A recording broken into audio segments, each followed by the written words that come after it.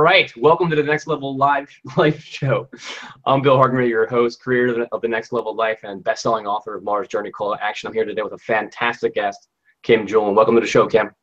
Thank you. Glad to be here. Awesome. So, as basically the Next Level Life Show, this is the lifestyle entrepreneur edition. So, we're talking about people who are putting more time into living their passion, living their purpose, and making some money at it. So, Kim's got an amazing journey that she can share with you. And also tell about the things that she's doing, some of the challenges she's run into, and some of the successes that she's had. So I'm going to start off by reading her bio here. I'm going to post all of her information below this video as well. So Kim Julen is founder of Finding Your Fiji. She was nominated for Women in Networking's 2015 Destined to Win Spirited Leader and Connector Award, and as a dynamic thought leader. Kim's clients experience significant shifts in how they feel about their space and their lives. Kim helps you with everything from clearing clutter to attracting new clients, and from shifting your mindset to making smooth transitions in your life. And formerly, Kim, she was a stressed and overworked insurance claims adjuster, a do-it-all mom of 2 young boys, unhappily married and overweight. She became captivated with personal development, and by dedicating herself to it over the past 15 years has transformed her life. And she's now been self-employed for the past 10 years, has connected in peaceful relationships with her boys, travels frequently, and most of all is happy, and that's what it's all about. Well, welcome again, Kim. Thank you. All right. So I gave you, I think we can start off by kind of touching on this part where you were stressed, you were overworked, you were an insurance claims adjuster, you had all these things going on. Can you just tell me a little more about what was going on? And I guess also how you made a decision that was it something happened at one point, or was it a decision point over time that kind of built up that you started making changes in your life? Yeah, it was really stressful. I had been working in insurance for almost 17 years, and just I was handling kind of the worst possible claims you could imagine, like the physical sexual abuse, the drowning. Like one of the last claims I handled was a little 2 and a 3-year-old child that drowned together. Wow. So just the stress was getting to me, and I was actually having daily headaches. Every time I would go into work, I would get a headache. It was just that kind of stress and pressure. And so it really almost pushed me to the point where I really didn't have a choice but to leave. But the other piece of it is then I also found something that I loved, and that it was making jewelry. And so I had this other passion, and I was doing that on the side, and I really enjoyed it. And it just got to the point where I was like, okay, I want to make a go of this, and I want to do this for not only for me personally to be more happy, but also for my health, because Sure, things were not getting any better by being there. So yeah. Yeah, so that's interesting. So let's so fast forward. So what's the kind of work that you're doing now? Because I'd like to see the gap between jewelry to what you're working on now. So Yeah, so I started making jewelry, and I actually been doing that for 10 years. I'm in the process of completely closing that business this year. I have a little bit of jewelry yet to sell off. And then I'd also been buying gold and silver for the last 6 years. So that was part of my jewelry business that I had done. And 2 years ago, I actually got into what I feel like is more of a heart-centered business for me. And it's really what I'm meant to be doing.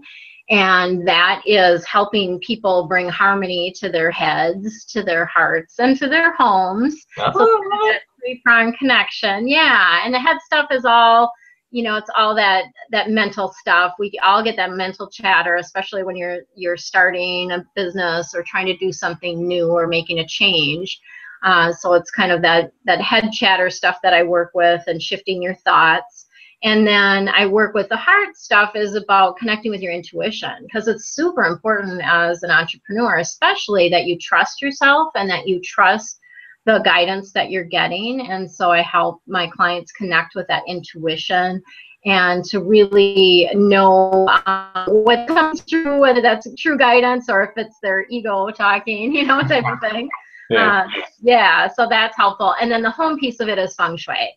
So I help people create an environment within their home that energetically supports them and their dreams and what they're doing. So many times we have a disconnect between what it is that we want to achieve and what's going on in our space. So it's kind of a fun party trick, but I can go into somebody's home, not know anything about them, and tell them what's going on in their life. Based on what I see. So yeah, it's really just a more heart-centered business for me. And And really just, I've had clients that have had huge shifts around all of this, because those three pieces together really helped to build a solid foundation for people. Yeah, no, and that's really great. You know, harmony, your head, your heart, your home, because a lot of times you get caught up in entrepreneurial endeavors, lifestyle entrepreneurial endeavors, and like yesterday, Danielle, you know her, my wife, we're self-publishing her book, and I got up at 6:30 and I went to bed at 1:30, and I think maybe out of the whole day 4 hours wasn't spent on getting that book out. And a lot of times it's just go go go.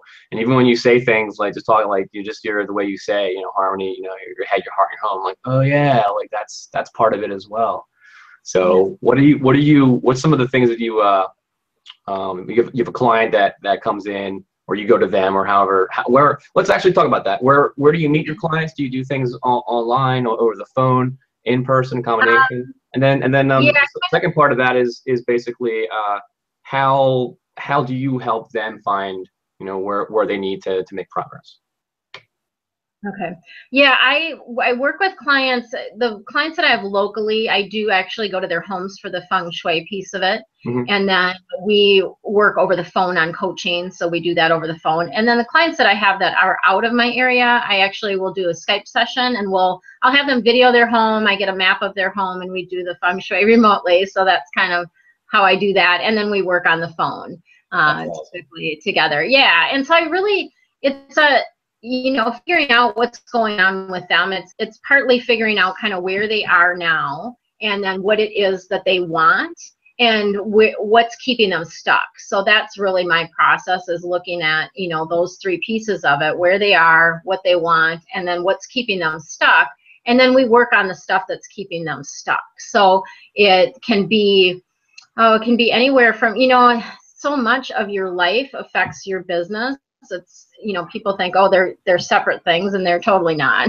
I mean, it's just, I see where people's relationships affect their business, because it has an effect on how they're showing up. Mm-hmm. And there's lots of different things that we'll do around that. So it's really, when you figure out kind of where they're stuck, then we work through a lot of different processes around that. Yeah, no, that's great. And I just love how you got creative with Feng Shui. Apologize if I say it wrong. No, Feng Shui. You get creative. Video your home. Take pictures of where things are, and instead of saying, "Oh, I can't come to your house," that's I can't help you. You're saying, "No, let's get on the call. Let's talk. Let's jump on Skype. Let's jump on a Google Hangout. Videotape. Send me pictures, and we'll get it going." Because I know a lot of people would stop in their tracks, like, "Oh, I'm stuck just in this one region." And that's how did it go with the first time that you? Because Danielle, my wife, that for the audience, we co-own a health and wellness business, and she's a certified personal trainer. She's got a Bachelor of Science in Nutrition Sciences and all that, and she used to go to people's houses doing personal training.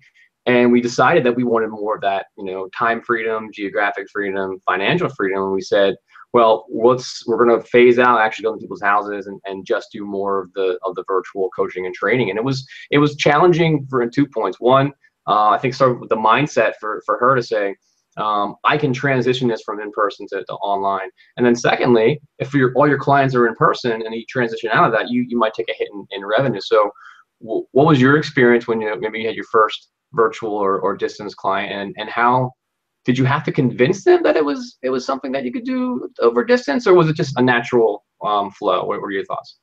It was just a natural flow, because it actually it was a referral from a current client that I had worked with, and it was, she's like, you have to do this. She was talking to her sister, and she's like, you need to do this. And so it was just sort of that natural progression, and it works out pretty well. They'll send me the video, and I kind of take a look at the video. I also ask for pictures of certain areas of the home, and then I have like a blueprint of their space. And so that really helps me to be able to figure out where things are and what's going on, because it's lots of times there's little missing pieces in people's homes. A lot of our homes now aren't square, and so there's different things that'll pop up just even looking at the blueprint. So I can actually do a lot even just by looking at the blueprint alone. So I do have a service that I offer that's just basic blueprint, and then 45-minute call too. So yeah.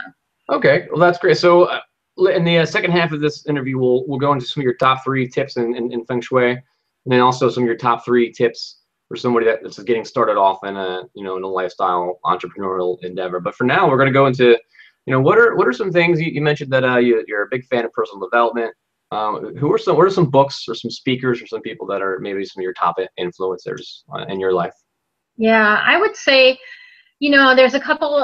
As far as books, Eckhart Tolle really had a big influence on me. A New Earth is one of his books that I read that really helped me through the transition with my divorce and separating myself from an unhealthy relationship. So that was something that really helped me. And it also helped me like just be more present in my life and actually be here now instead of being, in my head all the time. Sure. So he's been really helpful.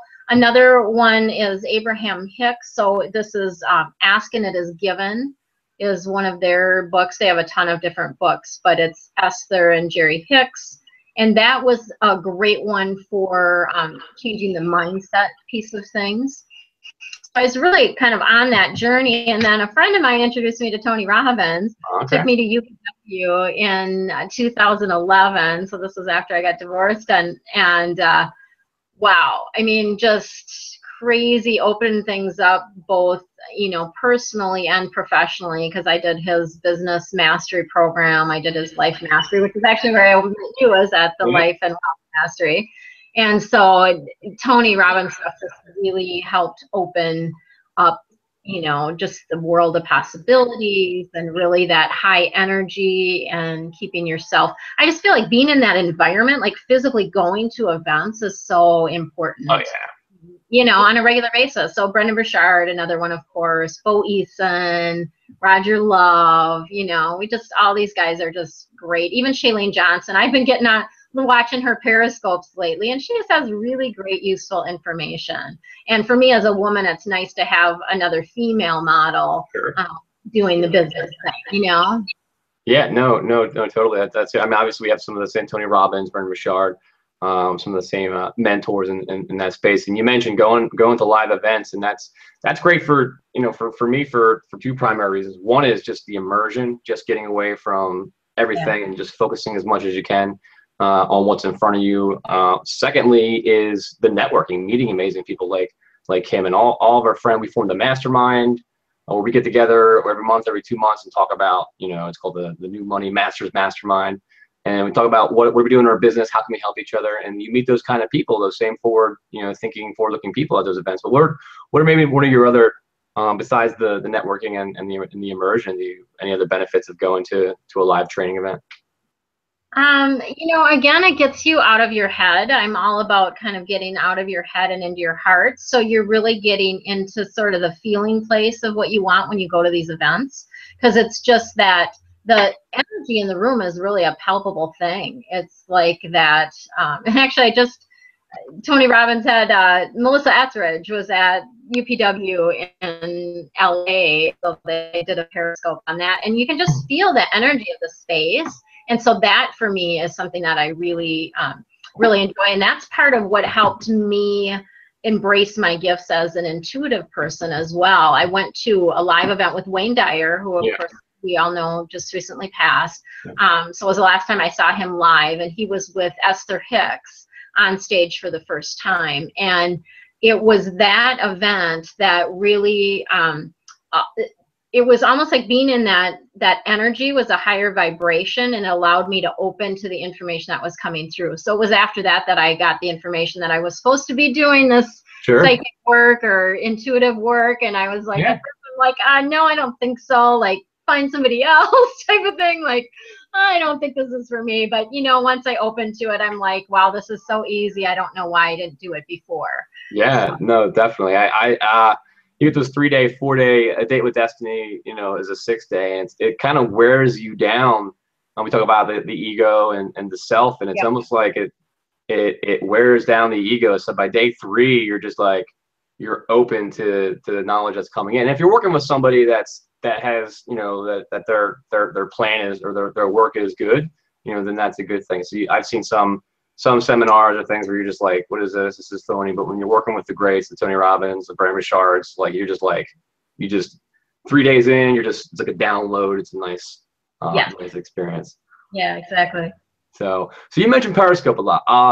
Let's talk about that for a few minutes. So you mentioned watching people. So I mean, at the time of this, it's still relatively new. I mean, when did it come out? How are you using it in your business? And let's just give some people who might not, because there's so many products out there, there's so many tools, there's so many social medias. Like, what's Periscope? I mean, I know what it is, but let's just, from your perspective, what's Periscope and how is it helpful? Yeah. So I have been watching more than doing. I've only done one Periscope. I intend to do more, and that's something that's sort of on my radar to just jump in and do that because it is helpful. But so they're videos, but it's live, and the videos don't stay up forever. Like, they're only, you can choose to allow it to replay, or you can choose not to allow a replay. And most people do allow a replay, and the replay is good for like 24 hours. Yeah. And so it's kind of a time thing. So people will post, and you'll get, you can get notifications of the people that you're following when they're live. And what I found is that it's interesting because it can be used for all kinds of different business. It doesn't even matter what type of business that you have, you can use it. And just normal everyday people use it also, but I've seen a lot of musicians and artists. So there's people that I follow. There's a guy from Chicago, Jason Sheppy, that's doing periscopes from the band Chicago. He does them, he's on the stage and he's actually periscoping, as they're doing the concert. Crazy cool stuff that we would just not have access to before this. So that's really cool. And then the other thing I've seen is it's just helped people build a fan base too. There's a younger kid he's a country singer, Tyler Barham, and he's doing the Nash Next Country Contest. And so part of that is the periscoping, and he's on like at least once a day doing a periscope and singing his songs, and he's created this huge following for himself on other social medias just through, because it's a Twitter thing. You have to have a Twitter account to be able to periscope. Okay. So it's you're connected with the Twitter people. And then for me, I just love the idea of giving like bite-sized information. Like, I did one on my one periscope that I did was on this energy connection technique. And you watched the periscope. I literally had only a couple people in there, but somebody used it, the technique, and it worked for them. They got a new client as a result of it. So I'm like, that's really gratifying. It's like cool to be able to help people in that instant way. Yeah, no, that's something that I'd like to consider. There's a lot of tools out there, and I'm a proponent of master a few tools, but I mean, the power of Periscope, and the people that are talking about it, it's more than just talking about it, people that are actually able to connect, and then also bring people that they use that one technique, and now they're saying, hey, it works, and now they're a fan of what you're doing. So I see the power there. I'm not sure if I'm ready to jump on the Periscope wagon, but certainly on the list to check out. You got to keep me posted on your progress. Yeah. Well, and the other piece of Periscope is it's more real. Like, it's like people aren't like getting all like dolled up and dressed up to go on and do a video. They're not like I think it was yesterday, Shailene Johnson periscoped in her robe, 3 different robes on 3 different periscopes. So she's actually on Periscope in her robe. Nice. Like, yeah. So it's, it's real. Like, people are just, real. People go on there and, don't have any makeup on, which obviously for guys is not a big deal, but for women, it's kind of a big deal. Well, actually, before the show, I right? Up. Yeah.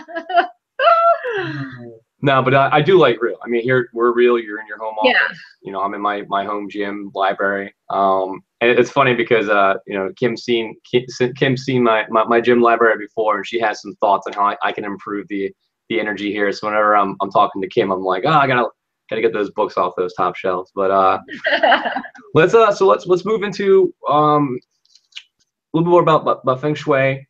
Your top 3 tips. Also top 3 tips for people getting started in a lifestyle entrepreneur journey. And then if you'd like, maybe the first thing we can do is, if it's up to you, we can share this your energy sharing technique, because you've been talking about it. Is that something we could do now?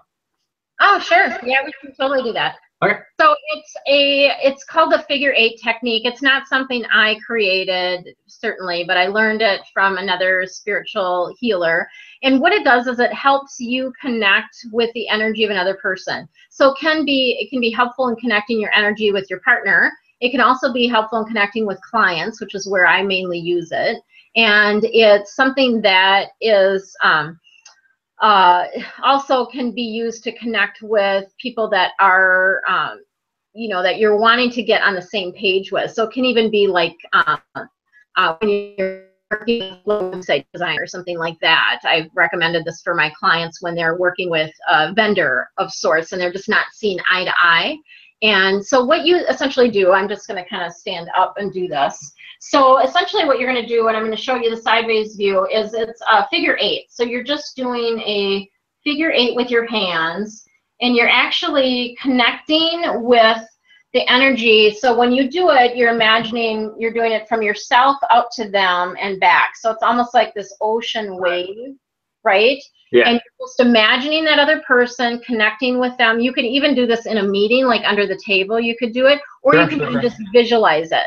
So you can, you know, you don't have to physically do it. You can just visualize it.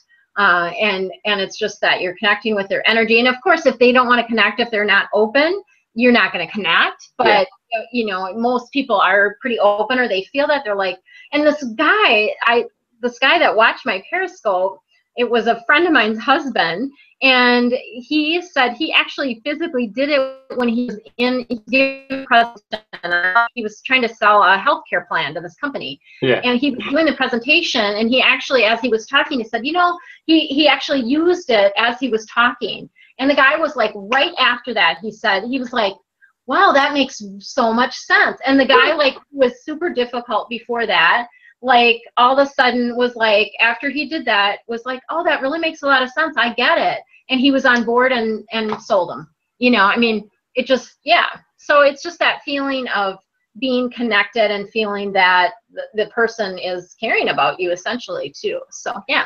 No, that's great. So how would you categorize that technique? That's more of an energy technique. So that's part of what I do, you know, with my clients too, is I have lots of knowledge about goofy things like this, like just energy connection techniques. And even, you know, cutting cords is another thing that I talk about with my clients a lot, because sometimes you get too connected to somebody and you know, and then you're not able to, you know, it can be like an ex-spouse. I have one client that is with their ex-spouse, and we're always working on cutting those cords, and we're sending them back with love and all of that. But it's just another energy connection technique. Yeah. So, very cool. I like it. I like it. You know, master the connecting energy technique for high price sales close. You can probably you could be on the call talking to somebody and sharing your energy. Like, I don't know why, I'm gonna take 7 of those. Yeah, exactly. Yeah. Right? Give me 9. I don't know why. Awesome. So thank you for sharing that. There are like 2 other things in the energy space and the Feng Shui space, or maybe some of the things that some of your tips or some of the big questions that you get that you can answer for your clients or people that what are some of the big questions you get from people? Okay. So Feng Shui, a lot of people, you know, they don't necessarily know all that much about it. And I'm just going to kind of give you a brief overview of it. I do have my Feng Shui Bagua back here, you can see, which has, that's sort of our mental map that we use for the space. So we lay that out on a space. It could be your whole home type of thing. But one of the main things that we look at in Feng Shui is the front door. And so you want to make sure that your front door, number 1, is visible, and that it's a pleasant journey as you walk to the front door, because a lot of times people have a front door that they maybe don't even use. Like here in Minnesota in the winter, people go in and out their garage all the time. They don't even use their front door. And so that's actually where the energy comes into your home, is through the front door. So you want to make sure that there's nothing behind the front door. You want to make sure it stands out. We talk a lot about painting the front door red, you know, or a color that you love to make it stand out. You can also just put like a wreath on the front door, that type of thing. But the other deal is to use it. So one of the things I suggest in my free gift that I'm going to give away, you know, I'm going to talk about at the end here, is that you use your front door for 9 days in a row. So actually go in and out of your front door for 9 days. And especially when you have like a transition, or you're trying to get a new project off the ground, that is a great space. So that's a cool tip for Feng Shui. And then the clutter thing is always, you know, it's just everyone deals with that. I mean, it just doesn't matter who you are. I'm pretty good about the main stuff, but my clutter issue is paper. Yeah. So I'm working through the paper clutter issue, but everyone has that. And there's a wonderful book, speaking of books that have been really inspiring to me, it's called The Life-Changing Magic of Tidying Up. And it's by Marie Kondo. She's a little Japanese woman, and if you haven't seen it on the internet, you will now that you've heard of it, because it is a sensation. I don't even know how many copies she's sold, but it's a different way of clearing out the clutter, and it's about doing it once and for all, and then never having to do it again. So her clients, she has like months waiting for clients in Japan to work with her, and they never revert back. So it's really, and I've used the system almost all the way through. I'm on the paperwork piece of it right now. So I've done amazing. Like I have not reverted at all to clutter in those other areas. So yeah, it's pretty cool. Yeah, no, that does sound cool. So why should I care about clutter? I mean, I'm busy and I got a lot of things going on. I'm a pretty cluttered person. How can that help me? Yeah, clutter is stuck energy. Okay. And so what happens with clutter is it causes overwhelm. So you can oftentimes, if you have a lot of clutter, you're going to feel overwhelmed and feel like you can't focus. It has difficulty with focus. So if you have a lot of clutter around, it hinders your focus, and it hinders your ability to get things done, because it's distracting, obviously.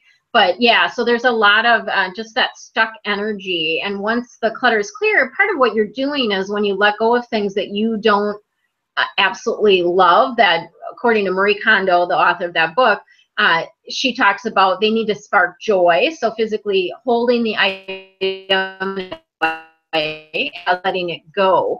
What that does is it creates a vacuum. So it's an energetic vacuum. When you let go of things that you don't want or don't use, don't love, then you are actually creating a vacuum, an opening for the things that you do want to come in. So it's that vacuum, that funnel. So people oftentimes are stuck because they're not letting go of the things, make that opening. That makes sense for me. So I'll probably get gradually bring reduce clutter into my life, because we're planning to move to San Diego. Yeah. And I got a garage filled with things, and a few months back I just started cleaning out the garage. As I cleaned things out, in my mind it was like clearing the path for our exit, to San Diego. So I kind of see what you're talking about there. Yeah. Well, in the garage, just as the garage, if it's attached to your home, is part of the Bagua. So it's part of that mental map. So if you have a garage that's attached, then areas of my mental map. So like my health is in there, I'm trying to think what else, my family area, my knowledge, and a big chunk of my career is in my garage. Yeah. So I strive to keep it pretty neat and orderly too. Yeah. Whenever I talk to you about Feng Shui, I'm always like, at the end, I'm like, I need to do more of these things. I start looking around, I'm like, those books are weighing me down. So, yeah. That's good. So, that's great. So let's, we're probably about 4 or 5 minutes into for the rest of the show. What are maybe one of your top 1 or 2 tips you would give to somebody who's thinking about starting a lifestyle entrepreneur business, a passion-based business, a heart-based business, who might not think that they can do it? Yeah.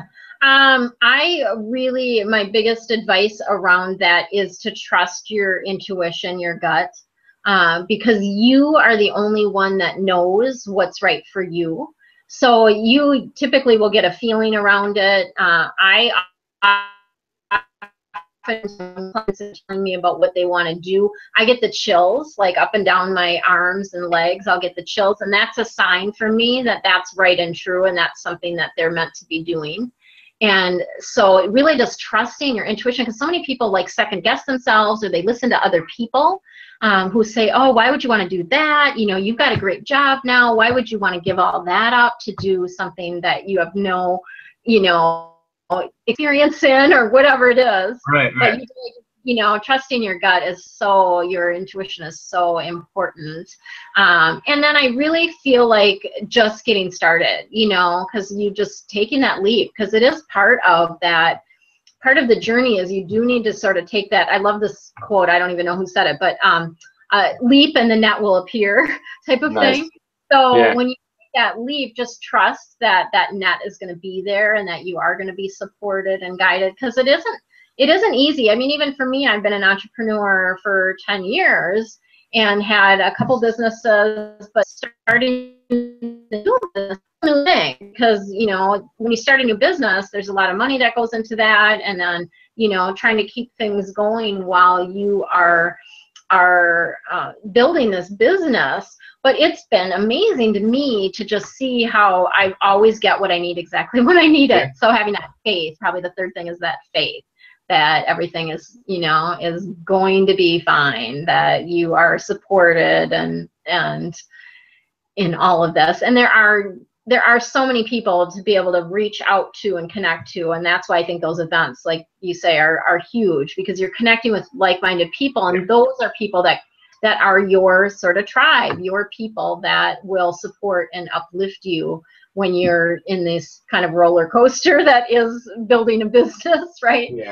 Yeah, that's great. A couple ways of looking at that. I've got actually a training I put together. It's you know, start a lifestyle entrepreneur business before you quit your day job.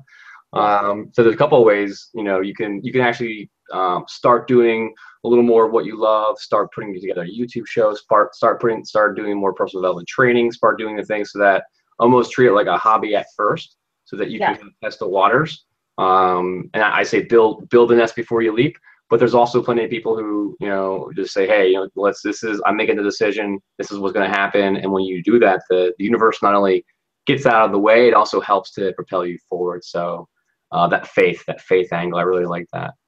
So exactly. Yeah, and it's different for everybody. I mean, I built my first business. I was working, you know, the insurance company job while I was building the jewelry business. So I've done it both ways. So it's just a matter of what's right for you at the time. So yeah.